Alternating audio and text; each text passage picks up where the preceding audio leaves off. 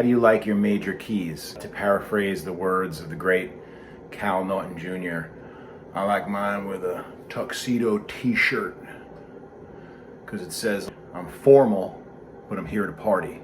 I would say that the major key that best fits that description would be the Mixolydian. Mixolydian has many of the conventions of a major key, but it also has some of the borrowed components, really one in particular, of the minor key. And so the result is it starts to resemble kind of a pentatonic blues rock sort of a feel. Can also lend itself into a little more of a jazzy realm. It's been used by bands throughout time like AC/DC, Grateful Dead, Led Zeppelin, because it gives you many options of places that you can go. What's different about the Mixolydian versus, let's say, Ionian, which is the traditional, major key that most of us think of?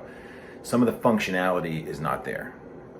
So we've been talking a whole lot about intervals and the importance of dominant, and how the dominant really creates this big force of magnetism back to the root. Here in the Mixolydian world, there's less of that. If you look at what would be quote-unquote dominant position there, that fifth scale degree, it's a minor chord. So it's not a gnarly dominant 7 or a major chord of any kind, but it's a minor. And you'll hear what that sounds like in the mix when we do the little demo with it.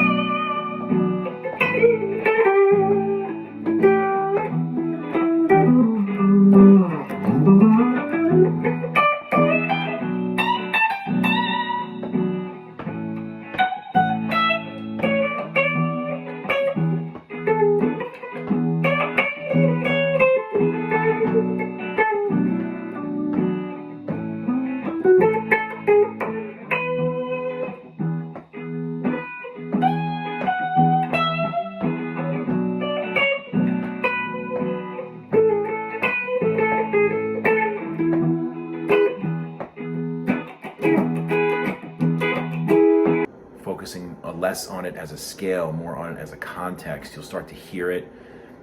You'll hear that it has an upbeat feeling, but also you can channel the bittersweet. Maybe too sappy, perhaps sometimes, to write only in major functionality, in that typical scale degrees where those chords function exactly as a subdominant or as a median, etc. The other important difference would be diminished chords that are built out of the Locrian scale. They have a really powerful draw back to that, to resolve that half step up to the tonic. So if you're playing traditionally the Locrian, chord that would be covering that 7th scale degree, it's just slipping right down back into your key that you're in. Whereas here, the 7th scale degree is not like that. Okay, you get a little shake and bake factor where you have 2 major chords back to back, a whole step apart. And so they're more like wingmen for each other rather than one, pushing right back in there. And so that, I think, is one of the coolest things, that you can move from that initial key that the song is in, and you're going to play that first major chord. You can slide back a whole step and then nail a major chord there. Very common. You're going to see this throughout almost all the examples. You'll see that going from a root to the 7th position to the perfect 4th. I guess like a honorable mention here would be like night moves. Okay, so that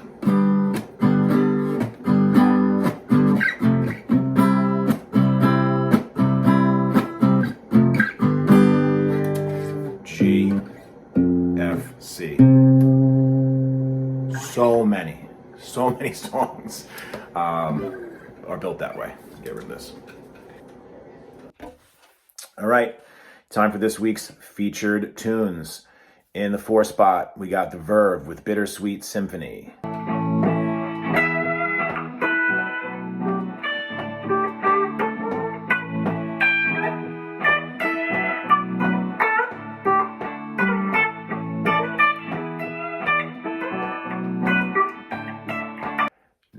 number 3, we've got Guns N' Roses with Sweet Child of Mine.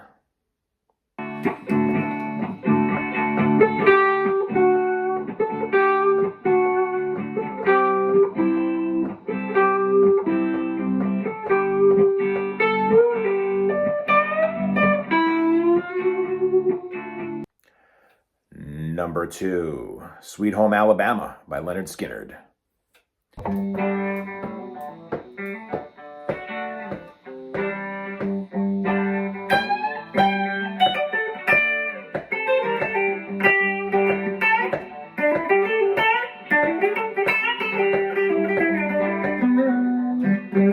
Finally, in the number 1 spot, we have China Cat Sunflower. Doesn't get any more Mixolydian than this.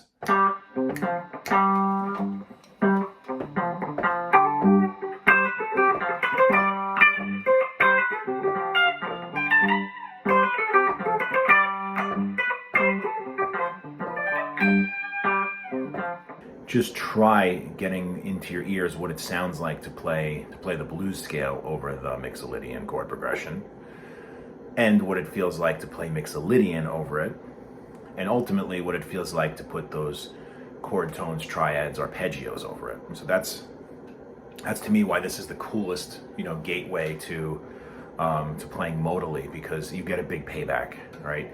If you're familiar with and a fan of Grateful Dead, some of the other examples that we have in here, you're going to hear that Mixolydian sound, and chances are, if you like those, this is going to do it for you. Learning this and bringing this into your repertoire is going to be like break a massive log jam, where you're like, I can play bluesy, I can play major and functional. Well, put them all together and shake and bake.